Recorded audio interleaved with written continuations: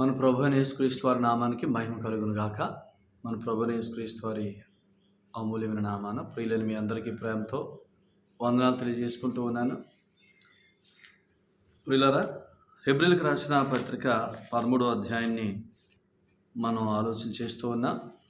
13వ అధ్యాయము మొదటి నుంచి 6 వచనాలు మనం చదువుకొని దేవుని సంగతులు విందాం. సహోదర ప్రేమ నిలవరంగా ఉండనీయుడి, ఆతిథ్యము చేయ మరువకుడి. దాని వలన కొందరు ఎరుగకయే దేవదూతలకు ఆతిథ్యము చేసిరి. మీరును వారితో కూడా బంధింపబడినట్టు బంధకములోనున్న వారిని జ్ఞాపకం చేసుకునుడి. మీరును శరీరంతో ఉన్నారు కనుక కష్టములు అనుభవించుచున్న వారిని జ్ఞాపకం చేసుకునుడి. వివాహం అన్ని విషయములలో ఘనమైనదిగాను పానుపు నిష్కల్మషమైనదిగాను ఉండవలెను. వేశ్య సంగులకును వ్యభిచారులకును దేవుడు తీర్పు తీర్చును. ధనాపేక్ష లేని వారై మీకు కలిగిన వాటితో తృప్తి పొంది ఉండుడి. నిన్ను ఏమాత్రమును విడువను, నిన్ను ఎన్నడును ఎడబాయను అని ఆయనయే చెప్పెను గదా. కాబట్టి ప్రభువు నాకు సహాయుడు, నేను భయపడను, నరమాతుడు నాకేమి చేయగలడు అని మంచి ధైర్యముతో చెప్పగలవారమై ఉన్నాము. ప్రార్థన చేద్దాం. పరిశుద్ధుడైన తండ్రి, ప్రేమ కలిగిన మా ప్రియ పరలోకపు దేవ, మీ శ్రేష్టమైన నామానికి స్తోత్రాలు చేస్తున్నా. యేసు ప్రభునందు మాకు ఇచ్చిన అమూల్యమైన రక్షణ, ఆ రక్షణ సంబంధమైన జీవమును బట్టి మీకు స్తోత్రాలు. ఆ జీవమును మేము అనుభవించినట్లుగా పరిశుద్ధాత్మని చేత మమ్మల్ని ముద్రించి ఆత్మచేత నడిపిస్తున్నందుకు మీకు స్తోత్రాలు. ఎల్లప్పుడూ ఆత్మ నడిపింపులో ఉంటూ నాయన జీవమును అనుభవిస్తూ నాయన పాప శరీరము నిరర్ధకమయ్యే జీవనంలోనికి మమ్మల్ని మీరు నడిపిస్తున్నందుకు మీ కృతజ్ఞతలు చెల్లిస్తూ మీ ఆత్మ ద్వారా వాక్శక్తినిచ్చి మీ సేవకును బలపరిచి మా ప్రభువు అయిన యేసుక్రీస్తు వారిని మాకు బయలుపరచమని, ఆయనే మా జీవం, ఆయనే మా సర్వం కనుక ఆయనను మాత్రమే మాకు మీరు నేర్పించమని యేసు ప్రభు వారి పేట ప్రార్థన చేస్తున్నాం తండ్రి. ఆమేన్.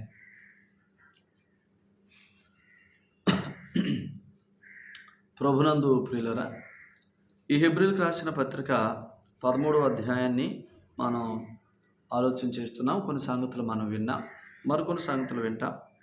13 అధ్యాయాలు కలిగిన ఈ హెబ్రీ పత్రికలో మొదటి అధ్యాయము రక్షణ లేదా విశ్వాస మూలంగా నీతిమంతులుగా తీర్చబడుట. మొదటి అధ్యాయం రక్షణ అంటే అదే కదా. రెండో అధ్యాయం మంచి మనస్సాక్షి గలవారమే ఉండుట.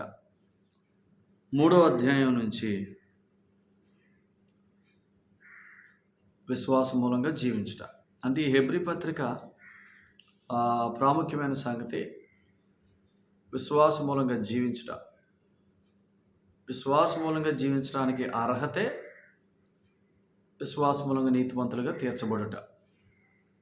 అందుకనే విశ్వాస మూలంగా జీవించడం అనేది మొదటి అధ్యాయంలో ఉంది. ఆ మొదటి అధ్యాయంలోనే విశ్వాస మూలముగా నీతి అనేది మొదటి అధ్యాయంలో ఉంది. హెబ్రీ పత్రిక మొదటి అధ్యాయం 4లో పాపముల విషయంలో శుద్ధీకరణము తానే చేసి అనే మాట. యేసుక్రీస్తు ప్రభు పాపాల విషయంలో శుద్ధీకరణం చేశాడంటే మన నీతిమంతులుగా తీర్చాడు. దాన్నే రక్షణ అంటున్నా.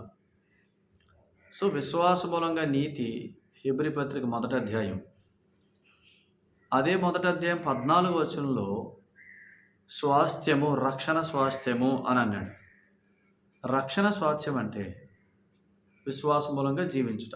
రక్షణ అంటే విశ్వాస మూలంగా నీతి, అది హెబ్రీ పత్రిక మొదటి అధ్యాయం. రక్షణ స్వాస్థ్యం అంటే విశ్వాస మూలంగా జీవించుట, అది హెబ్రీ పత్రిక 3వ అధ్యాయం నుంచి 13వ అధ్యాయం వరకు 10 అధ్యాయాలు. అర్థమైందా? అంటే జీవితం ఎంత గొప్పదో చూడండి, ఎంత ఎక్కువ చూడండి. సో విశ్వాస మూలంగా జీవించుట అనేది ఈ భూమి మీద జీవితానికి సంబంధించింది. విశ్వాస మూలంగా జీవించుట అనేది దైవ కుమారుల జీవన విధానం.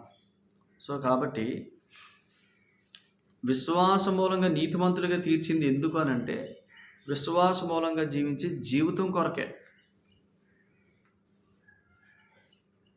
అందుకనే ఆయన విశ్వసించే వారందరిని నీతిగా తీర్చడానికి యేసుక్రీస్తు ప్రభువారిని మృతుల్లోంచి లేపాడు, తన ఎదుట కూర్చోబెట్టుకున్నాడు. ఇప్పుడు యేసు ప్రభువారిని విశ్వసించిన వారందరినీ దేవుడు నీతివంతులుగా తీరుస్తున్నాడు. కారణం, యేసు ప్రభువారు ఆయన కుడిపార్శ్వాన ఉన్నాడు. ఎలా ఉన్నాడు అని అంటే, హెబ్రీ పత్రిక 9:12 తన సొంత రక్తాన్ని తీసుకుని వెళ్ళాడు. తన సొంత రక్తం అంటే ఆయనే గొర్రె పిల్లగా, యోహాను సువార్త 1:29, 1:35 ఆయనే గొర్రె పిల్లగా, లోక పాపములు మోసుకొని పోవు దేవుని గొర్రె పిల్లగా ఆయనే తను తాను అప్పగించుకున్నాడు. హెబ్రీ పత్రిక 9:11 ఆయన ప్రధాన యాజకుడు, ఆయనే ప్రధాన యాజకుడు, ఆయనే గొర్రె పిల్ల, తను తాను అప్పగించుకున్నాడు. ఇప్పుడు ఆయన ఆ రక్తాన్ని తీసుకొని పరలోకంలో ప్రవేశించాడు. ఇప్పుడు యేసు ప్రభు పరలోకంలో ప్రవేశించింది ఎందుకంటే జీవించటానికి. యేసు ప్రభు వారు ఈ లోకంలో ప్రవేశించింది ఎందుకంటే రక్షణ కార్యం చేయటానికి, శిలువ కార్యం జరిగించడానికి. శిలువ కార్యం జరిగించి ఆ రక్తాన్ని తీసుకొని తండ్రి ఎదుటకు వెళ్ళటానికి. సో అందుకని ఈ లోకంలో ప్రవేశించిందేమో శిలువ కార్యం చేయటానికి, పరలోకంలో ప్రవేశించిందేమో మనం జీవించడానికి. ఎలా అనుకుందాం, ఈ లోకంలో ప్రవేశించింది మన నీతిమంతులుగా తీర్చడానికి, ఆ లోకంలో ఆయన రక్తాన్ని పట్టుకుని కూర్చున్నదే మనల్ని జీవింపచేయటానికి. సో ఈ లోకంలో ఆయన ఉన్నది 3.5 సంవత్సరాలే, పరలోకంలో ఉన్నది చాలా 2000 సంవత్సరాలుగా పరలోకంలో ఉన్నాడు. అంటే సంఘాన్ని జీవింపు చేయటం కోసం, సంఘంలో ఉన్న విశ్వాసుని, దేవుని పిల్లల్ని జీవింపు చేయటం కోసం. అందుకనే ప్రస్తుతం క్రైస్తవ లోకంలో జీవించడం నేర్పాల. నిలబడిన ప్రతి బాధ్యత కలిగిన వ్యక్తి, ప్రతి సేవకుడు జీవించడం నేర్పించాల. జీవించడం నేర్పించడం రాక చాలామంది భయపెడుతున్నారు. జీవించటం ఎలా నేర్పించాలో రాక ప్రజలను భయపెడుతున్నారు. దేవుడు అలా భయపట్టట్లా. ఎందుకనంటే యేసుక్రీస్తు ప్రభువారినందు విశ్వాసం ఉంచిన వారందరికీ దేవుడు పరిశుద్ధాత్మని ఇచ్చాడు. ఆయన మనలో నివసిస్తూ ఉన్నాడు. పరిశుద్ధాత్ముడు అంటే ఆయన దేవుడు, త్రిత్వంలో ఒకరు ఆయన. కాబట్టి మనం తండ్రి, కుమారుడు, పరిశుద్ధాత్ముడు అనే ఇదేదో పైనుంచి కిందకి లిస్ట్ లాగా ఉంది కదని ఆయన ఎక్కువ, ఈయన తక్కువ, ఈయన ఇంకా తక్కువ, ఇలా కాదు. వారు ఏకమై ఉన్నారు. వారు ఒకే నామం, ఒకే మహిమ కలిగిన వారు. వారు 3 వ్యక్తులు, వారి నామం దేవుడు, వారికి ఒకటే మహిమ, ఒకే మహిమ, ఒకే నామం. వారు మన కొరకు పనిచేస్తున్నారు ఏకమై. ఇప్పుడు యేసు ప్రభునందు విశ్వాసం ఉంచిన వారు వారిలో ఏకమై ఉన్నారు, త్రిత్వమైన దేవుళ్ళలో ఏకమై ఉన్నారు. మనం క్రీస్తులో ఉన్నాం, మనలో పరిశుద్ధాత్ముడు ఉన్నాడు, క్రీస్తు దేవునిలో ఉన్నాడు. మనం త్రిత్వమైన దేవుని అనగా దైవత్వంలో ఏకమై ఉన్నాం. మనం యేసుక్రీస్తు ప్రభు బలియాగం ద్వారా జరిగింది ఇది. ఇప్పుడు హెబ్రీ పత్రిక 3-13 వరకు జీవించుట అనేది ఉంది. సో జీవించుట అనేది ఈ లోకంలో ఉండగా జరగాల్సింది. ఎలా జీవించాలి? విశ్వాస మూలంగా జీవించాలి. ఇప్పుడు విశ్వాస మూలంగా జీవించడం అంటే ఏంటో తెలియక, ఆ జీవం యొక్క ఫలితం తెలియక చాలామంది చాలా చులకనగా, తక్కువగా ఆలోచిస్తున్నారు. ఒక మాట చదవండి, ఎఫెసీ పత్రిక 2వ అధ్యాయము 1 నుంచి నేను చదువుతాను, మీరు గమనించండి. మీ అపరాధముల చేతను పాపముల చేతను మీరు చచ్చిన వారే ఉండగా ఆయన మిమ్మల్ని క్రీస్తుతో కూడా బ్రతికించారు. ఇప్పుడు 2వ వచనం నుంచి చదువుతాను. మీరు వాటిని చేయొచ్చు, అంటే అపరాధములు పాపములు చేయొచ్చు, వాయుమండల సంబంధమైన అధిపతిని అనగా అవిధేయులైన వారిని ఇప్పుడు ప్రేరేపించు శక్తికి అధిపతిని అనుసరించి ఈ ప్రపంచ ధర్మం చొప్పున మునుపు నడుచుకుంటురి. వారితో కలిసి మనమందరమును శరీరం యొక్క మనసు యొక్క కోరికలు నెరవేర్చుకొనుచు మన శరీరాశలను అనుసరించి మునుపు ప్రవర్తించుచు కడమవారి వలనే స్వభావ సిద్ధంగా దైవోగ్రతకు పాత్రులమై ఉంటిమి అని అన్నాడు. ఈ 2 వచనాలు ఎప్పుడు సంగతే? 2 వచనం ఆఖరిలో చూడండి. మునుపు. మునుపు అంటే యేసుక్రీస్తు ప్రభువును విశ్వసించక మునుపు. యేసుక్రీస్తు ప్రభువునందు మనం పాపం విషయమై చనిపోయి నీతి విషయమై బ్రతకక మునుపు. అర్థమైందా? అప్పుడు ఏం జరిగిందంట అంటే వాయుమండల సంబంధమైన అధిపతి అంటే వాయుమండల సంబంధమైన అధిపతి అంటే దాని అర్థం ఏంటి? ఆకాశ మండలమందుండు దురాత్మల సమూహం అని అన్నాడు. వారినే వాయుమండల సంబంధమైన ఆత్మలు అన్నారు. వారికి అధిపతి అపవాది. ఈ ఆకాశ మండలమందున్న దురాత్మల సమూహాలన్నిటికీ అధిపతి దుష్టుడు, అపవాది, సాతానుడు. అప్పుడు యేసుప్రభు నమ్మక ముందు వాటిని చేయుచు శరీరము యొక్కయు మనసు యొక్కయు కోరికలు నెరవేర్చుకొనుచు ఉగ్రత పిల్లలమై ఉన్నాం. ఇప్పుడు యేసుప్రభునందు విశ్వాసం ఉంచిన మనం పాపక్షమాపణ పొందా, నీతిమంతులమయ్యా, దేవుని కుమారులమయ్యా, పరిశుద్ధులు కాబట్టే పరిశుద్ధాత్ముడు మనలో నివసిస్తున్నాడు. ఇది పట్టుకోవాలి మీరు గట్టిగా. పరిశుద్ధాత్ముడు మనలో నివసిస్తున్నాడు. ఇప్పుడు పరిశుద్ధాత్ముడు నివసిస్తుంది ఎందుకు? జీవింపచేయటానికి. ఎందుకు జీవింపచేయాలా? దేవుని కుమారులం కాబట్టి, నీతివంతులం కాబట్టి, పరిశుద్ధులం కాబట్టి జీవింపచేయాలి. పరిశుద్ధాత్ముడు జీవింపజేస్తే జీవితం ఎలా ఉంటుంది? అది ఎరగాల. ఇది ఎరగకుండా ఏమేమో మాట్లాడుతున్నారు. మీరు పాపం చేస్తున్నారు, మీరు పాపం చేస్తున్నారు. విశ్వాస ఎప్పటికీ పాపికాడు. యేసుక్రీస్తు ప్రభువు యొక్క బలియాగాన్ని ఈనాడు సంఘాల్లో ఉన్నవారు కూడా ఎరుక్క, బోధించేవారు కూడా ఎరుక్క ఇష్టానుసారంగా మాట్లాడుతున్నారు.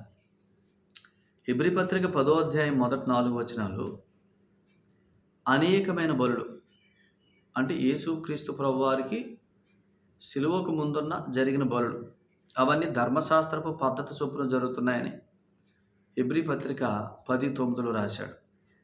ఆ అనేకమైన బలులు ధర్మశాస్త్ర పద్ధతిని బట్టి అనగా పదాజ్ఞలను బట్టి జరిగిన పదాజ్ఞలు అడిగారు, ఆయన ఇచ్చాడు. ఆ పదాజ్ఞల్లో నిలకడగా లేని ప్రతివాడు వాడు వెళ్ళి పాప పరిహారార్థ బలి చేస్తున్నాడు. సో ఎలాగన ఏటేటా ఏటేటా ఏటేటా ఏటేటా ఏటేటా ఏటేటా పాప పరిహారార్థ బలి జరుగుతుంది. హెబ్రీ పత్రిక 10వ అధ్యాయం మొదటి 4 వచనాలు. ఏటేటా జరుగుతుందంటే ఏటేటా పాపినని ఒప్పించబడుతున్నారు. ఎందుకు? అక్కడ యాజకుడు అహరోను సంబంధి, భూమి మీద మనుషుడు. అక్కడ గొర్రెపిల్ల మందలో గొర్రెపిల్ల, అక్కడ మేకపిల్ల మందలో గొర్రెపిల్ల, అక్కడ కోడిదూడ మందలో కోడిదూడ. ఆ యాజకుడు, ఆ అర్పణలు, ఆ గొర్రెపిల్ల కూడా రాబోతున్న యేసు ప్రభువారికి పోలిక, ఆయన చేయబోతున్న కార్యాన్ని సూచించే కార్యాలే కానీ ఆయన ద్వారా కలిగే సంపూర్ణ సిద్ధినిచ్చేవి కావు. అందుకని ఆ పరిచర్య భూమి మీదకే పరిమితమైంది. ఆ రక్తం భూమి మీద గుడారంలోనికే పరిమితమైంది. ఆ బలులు సదాకాలం నిలిచే బలులు కాదు, అవి ఏటేటా మారుతున్న బలులు. ఇప్పుడు అందుకనే ఆ బలుల్లో పాపములు తీసివేయబడట్లేదని రాశాడు హెబ్రీ పత్రిక 10:4. అలా పాపాలు తీసివేయబడితే ఇంకొకసారి రాడగా పాప పరిహారార్థ బలని అని చెప్పాడు అక్కడే క్లియర్గా. అవి పాపాలన్నిటికీ తీసివేయలేకపోతున్నాయి కాబట్టి, అంటే పాపాలు అక్కడ కప్పబడుతున్నాయి కానీ తీసివేయబడట్లా. కానీ పాపాలు తీసివేసే బలి దైవ చిత్తానుసారమైన బలి. అందుకనే హెబ్రీ పత్రిక 10వ అధ్యాయం 5వ వచనం నుంచి ఆయన ఈ లోకమందు ప్రవేశించినప్పుడు ఎలాగ చెప్తున్నాడు? బలియు అర్పణయు నీవు కోరలేదు, నాకొక శరీరం అమర్చావు. యేసుప్రభు వారు బలి అర్పణ నువ్వు కోరాలంటే ఏంటి? దాని అర్థం ఏటేటా అర్పించే ఆ బలులు నువ్వు కోరినవి కాదు.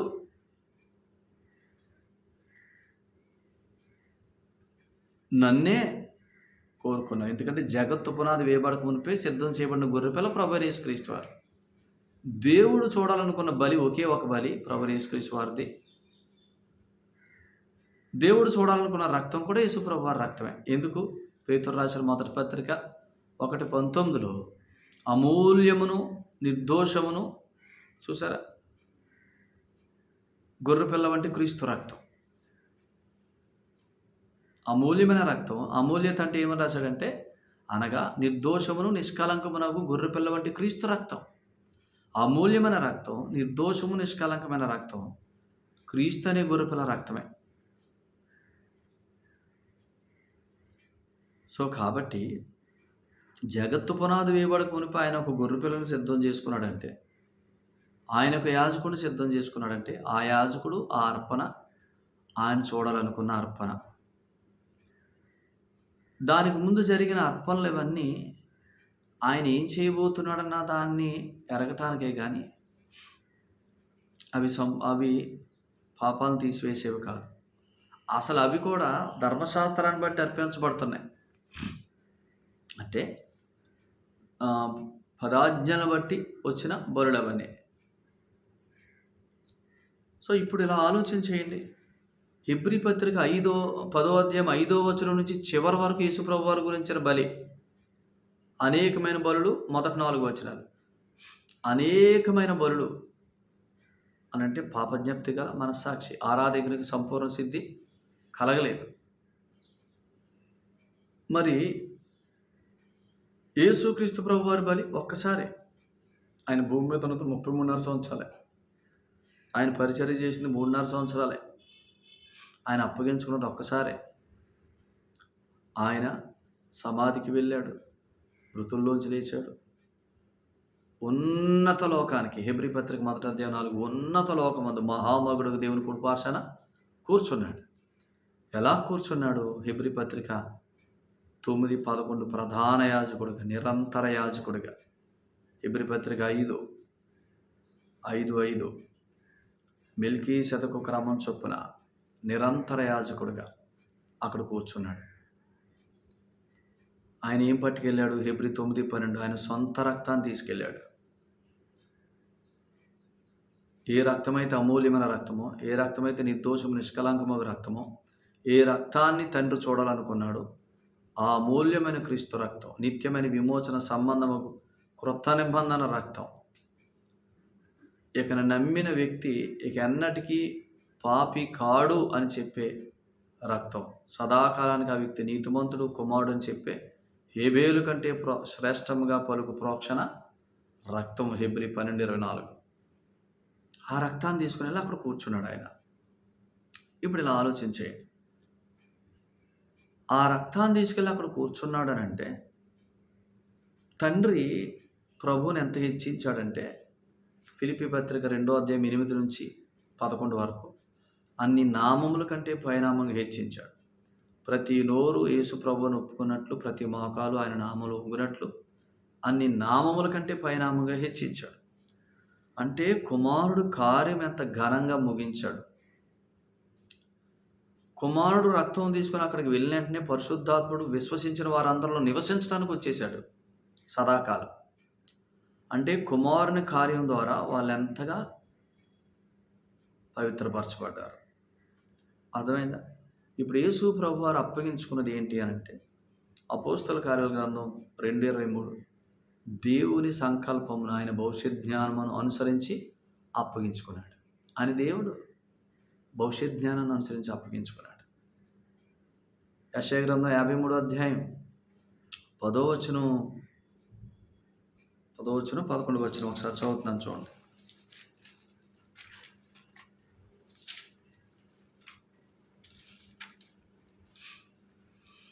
11వ వచనం, నీతిమంతుడైన నా సేవకుడు జనుల దోషములను భరించి తనకున్న అనుభవ జ్ఞానం చేత అనేకులు నిర్దోషులుగా.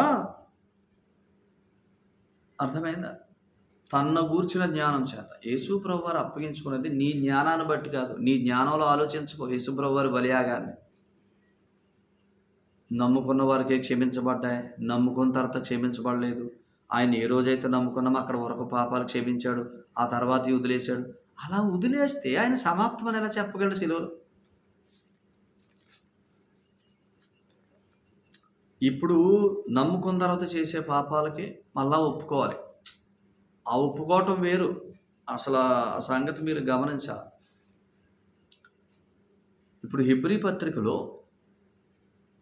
10వ అధ్యాయం మొదటి 4 వచనాల్లో అనేకమైన బలుల్లో పాపజ్ఞప్తి గల మనస్సాక్షి కలుగుతుంది.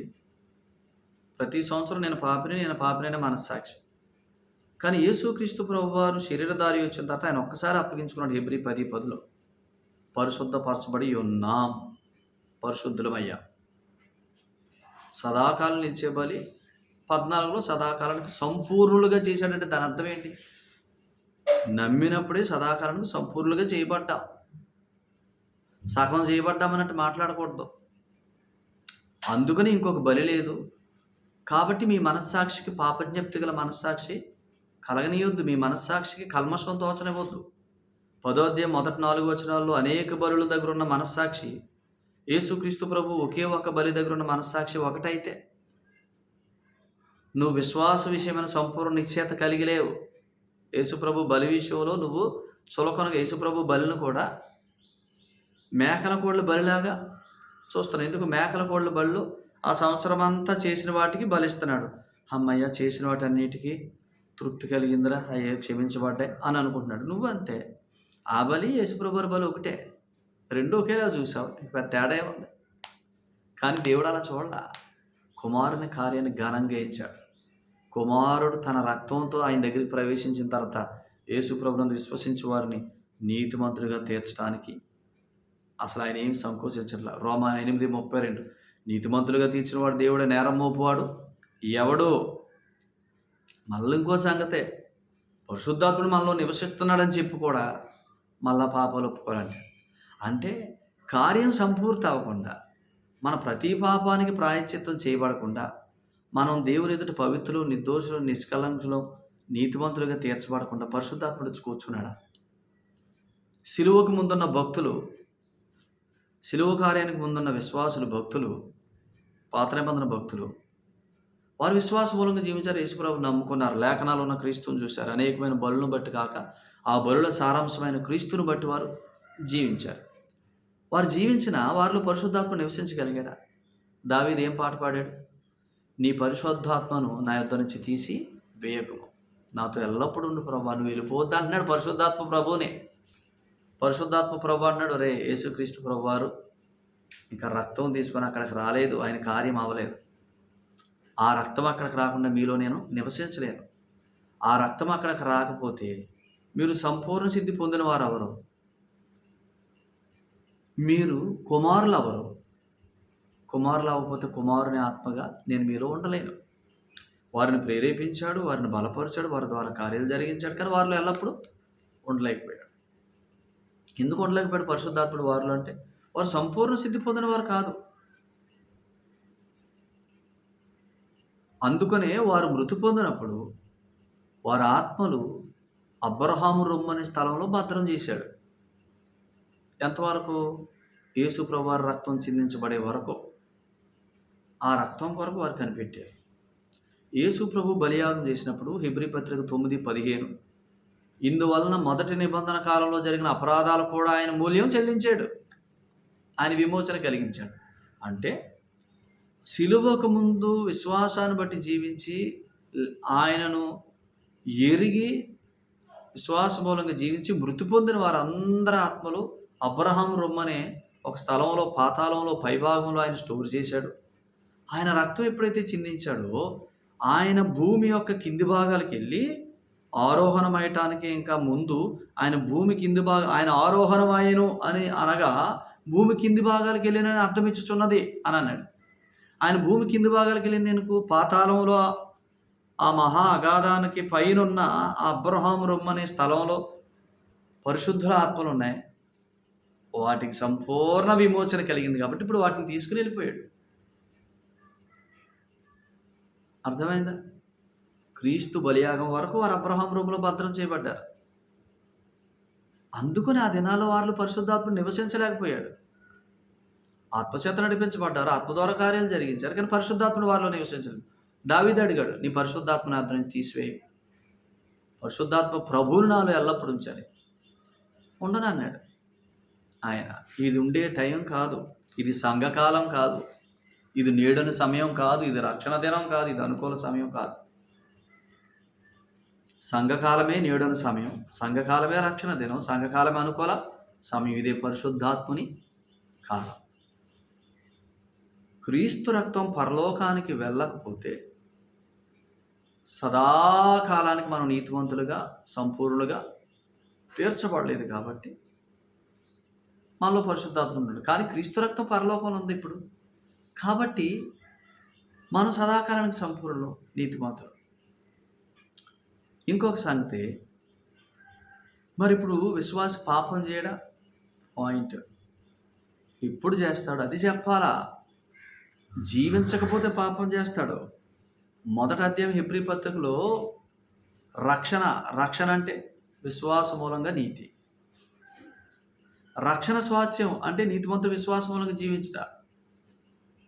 దాని హెబ్రీ పత్రిక 3-13 అధ్యాయాలు విశ్వాస మూలంగా జీవించుట, యేసు వైపు చూచుట, ఆయన మీద లక్ష్యం ఉంచుట.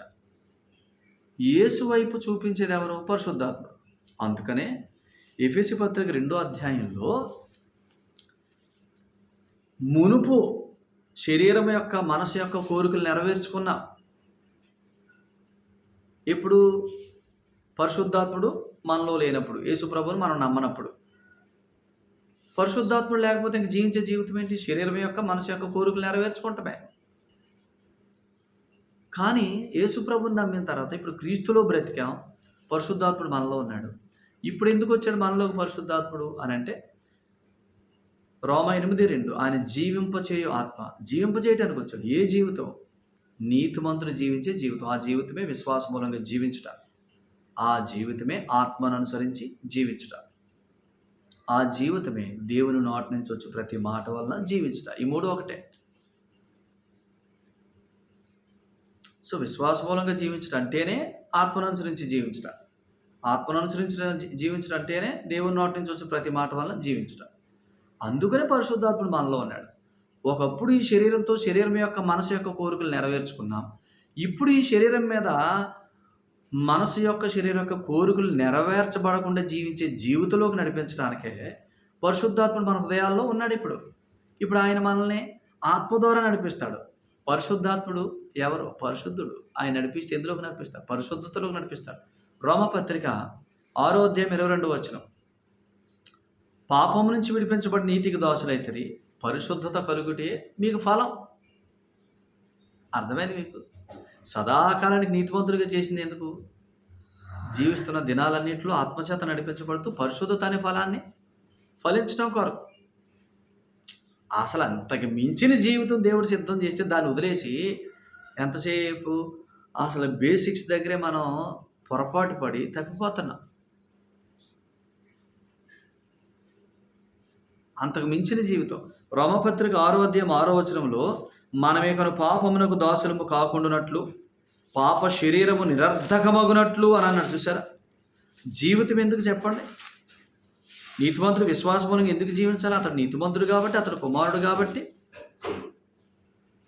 అతడు జీవించాలి. జీవిస్తే ఏం జరుగుద్ది? ఆత్మచేత నడిపించబడి జీవిస్తే ఏం జరుగుద్ది? శరీరేచ్ఛలు నెరవేరు, అనగా పాప శరీరం నిరర్థకమవుతుంది. యేసుప్రభుని నమ్ముకున్నవారు, యేసుప్రభుని నమ్ముకోని వారు అందరూ శరీరంలో ఉన్నారు. శరీరంలో ఉన్నప్పుడు యేసుప్రభుని నమ్ముకున్న వారిలో నమ్ముకుని వారిలో కూడా శరీర అవయవాల్లో పాప నియమం నివసిస్తుంది. రోమపత్రిక 7, 21, 22, 23. మన శరీరంలో పాప నియమం ఉంది. మన అవయవాల్లో ఆ పాప నియమం ఎప్పుడు యాక్టివేట్ అవుతుంది? మనం శరీరానుసారంగా జీవిస్తే. శరీరానుసారంగా జీవించినప్పుడు శరీర కోరికలు నెరవేర్చుకుంటాం. అప్పుడు పాపేచ్ఛలు బయటకు వస్తాయి. ఇప్పుడు మనం శరీరానుసారంగా జీవించకూడదు. మనం శరీరానికి రుణస్థలము కాదు, ఏలేమంగా మనం మృతి పొందితిమి అని అన్నాడు కొలసీ పత్రిక 3:3. మనం మృతి పొందాం. ఇక నేను శరీరానికి రుణస్థును కాదు. ఇప్పుడు క్రీస్తు ఆయనతో జీవిస్తున్నాడు, ఇక జీవించేవాడు నేను కాదు. గలతీ 2:20. మనలో క్రీస్తు జీవిస్తారు. ఇక క్రీస్తు ఆత్మ మనలో జీవిస్తే, ఆయనే మనల్ని నడిపిస్తే ఎవరు కనపడాలా? ఆయనే కనబడాలి. ఆయనను కనబరిచే జీవితంలోకి పరిశుద్ధాత్ముడు మనల్ని నడిపిస్తానంటే, మనం మన సొంత అభిప్రాయాలు పెట్టుకొని క్రీస్తు బలియాగాన్నేమో మేకల కోడుల బలియాగానికి సమానంగా చేసి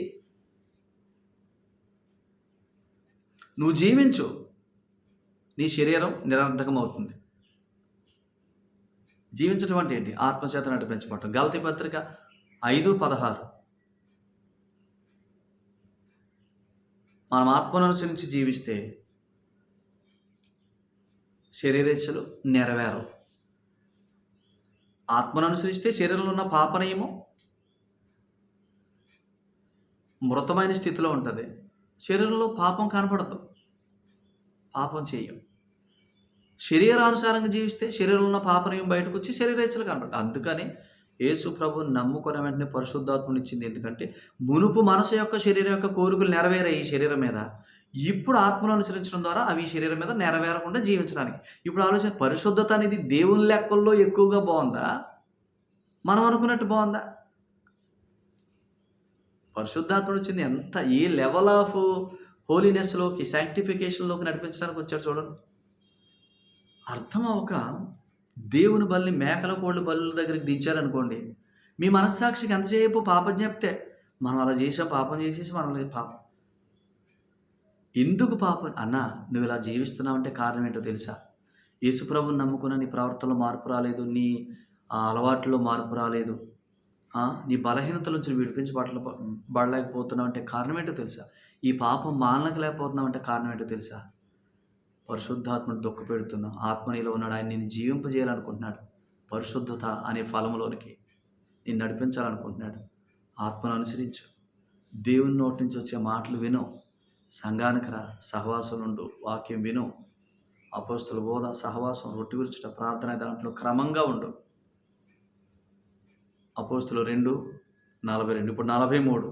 ప్రతివానికి దైవ భయం కలిగి, దైవ క్రమంలో ఉంటేనే దైవ భయం.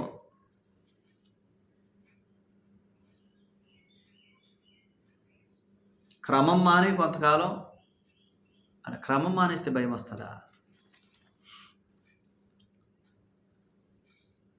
ఒకవేళ విశ్వాసి పాపం చేస్తే, జీవించినప్పుడు పాపం చేస్తాడు. ఏం చెప్పాలి అప్పుడు? జీవించు, జీవిస్తే పాపం చెయ్యవు.